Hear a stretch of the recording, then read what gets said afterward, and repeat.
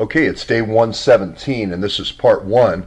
And this is a lot of reporting that came out yesterday about this Ivanov guy. And there was different reporting saying I died in a plane crash, I was the CFO of Rosatom, etc. And I just want to use this because Dr. Corsi came out and made some statements that this was the key guy in the Rosatom deal.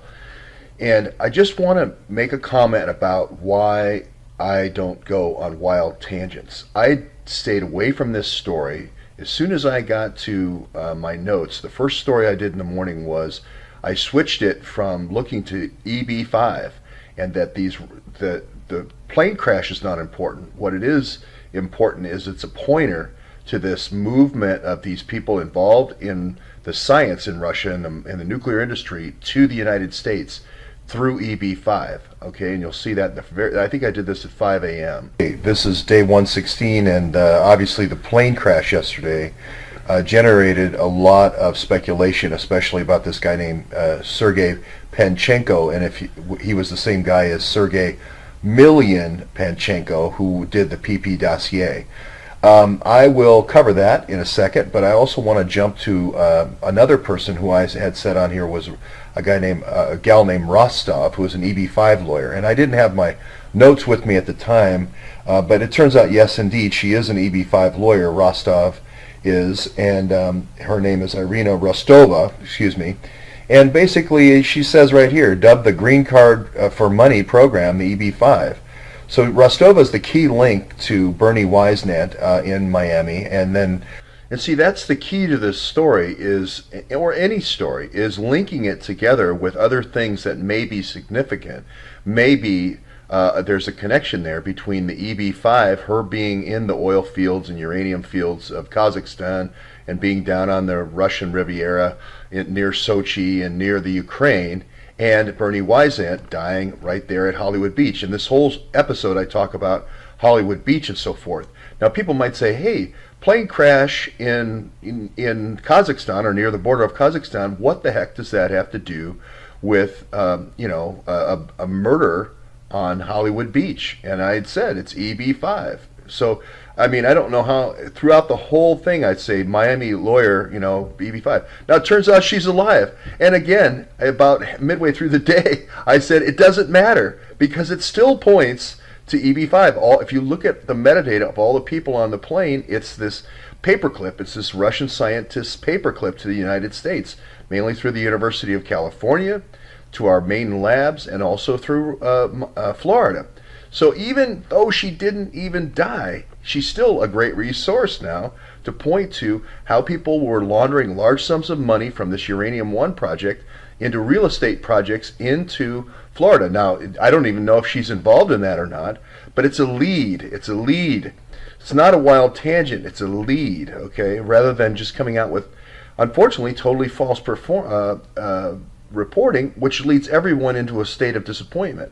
This leads forward. This moves the ball forward. This isn't wild tangent thinking. This is connecting all EB5 lawyers that move from the uranium and oil fields, right, of Kazakhstan to potential connection to these deaths here in Florida. That's the key, okay? So, and by the second one, and I think I did this second one about 5 a.m. or 6 a.m. It was another very early one. This is before any of this news had broke.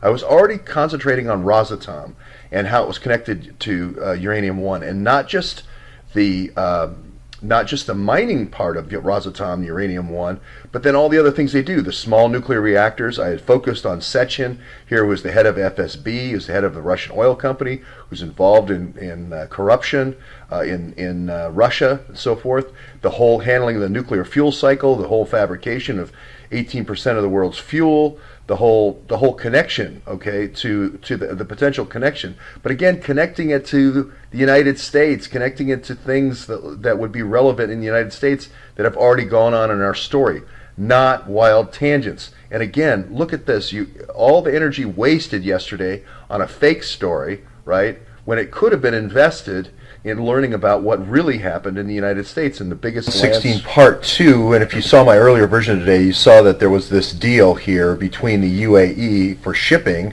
and also the Russians, and the company was called Club K, or at least the weapon system was called Club K. So literally, we have a 35-year no-bid deal that was passed by CFIUS and Jack Lew in the Treasury. So immediately, in the first sentence, I'm immediately connecting Sechin and Gulftainer. I'm immediately connecting Uranium One and Gulftainer, and I cited Mary Jones and Alan Jones and Mary Fanning and so forth immediately. So again, making the audience and contributors, giving them information to connect the dots, that is not wild tangents. That is not wild tangents.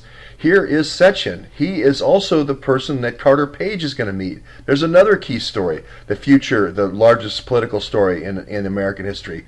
Here's Sechin involved in a corruption case. Is that a wild tangent? No, it's not a wild tangent. This is critically important to our story here in the United States. Are we dealing with a crook, or are we dealing with a good guy? All right? And this is the guy who's at the center of the Gulftainer deal.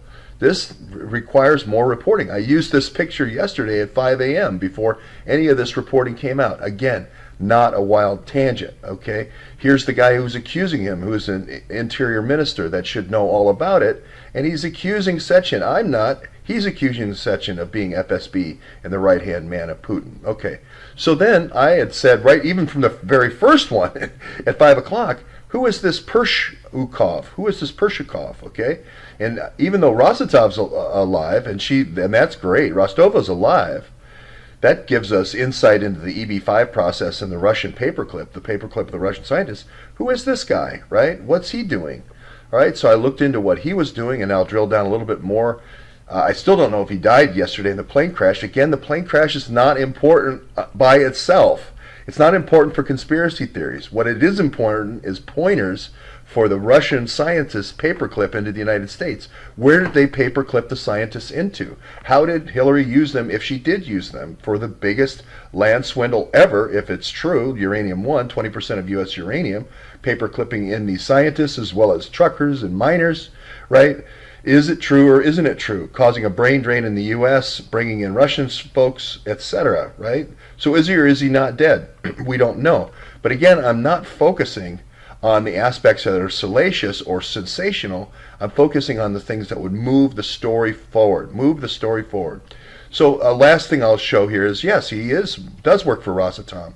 I was focused on Rosatom, and the technology is this international reactor, which is in southern France. Okay, this is the ITER, I-T-E-R, which uses a gas plasma containment chamber called a tokamak, right? And it's a very, very large experiment. I've actually been down to southern France here and seen the whole nuclear setup down here, and France is a very nuclearized nation, if you will.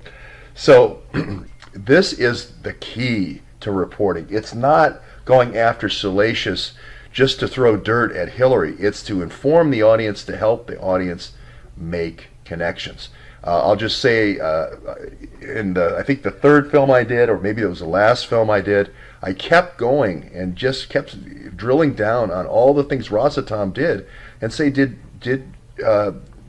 Podesta Group and so forth just pick up their whole line card of Rosatom? That's not bad to have a foreign partner, but if you're partnering with somebody who's FSB, and you're spying for somebody who's FSB in order to get deals for your partner, that's when we have a problem.